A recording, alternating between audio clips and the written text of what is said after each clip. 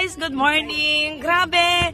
Kasama ko na naman si Coach Jade. Pangatlong yate na! Grabe, diba? Nakaraan, binidyo ko siya.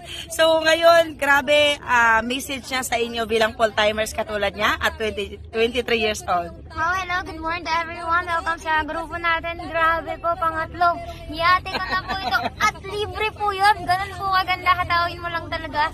Gawin mo lang, huwag kang matigas yung ulo. Kung ano yung pinapagawang daily routine, kung ano yung pinapahit-ihit mo lang. Kasi pag once na pinag-add yung 1 month, 3 months. Pag yes, top earner ka po sa Ultimax, libre po to.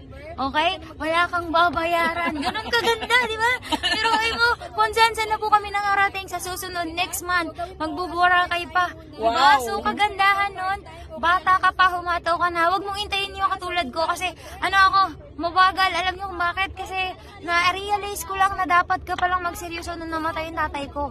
So, kailangan pala na ngayon pa lang maging seryoso ka na sa negosyo natin kasi kung hindi nawala yung tatay ko, baka hindi ako seryoso talaga magnegosyo.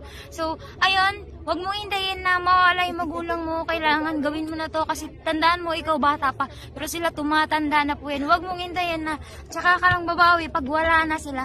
So, kailangan ngayon pa lang, bawi na tayo, tawin na natin. Marami man mga challenges sa pagdadaanan, pero tandaan mo, gumaganda lang yung kwento mo kapag nilalagpasan mo yun.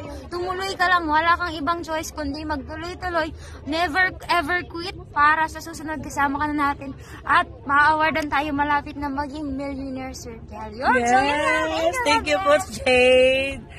Grabe, diba guys? So nakaka-excite. Kasama ka na next.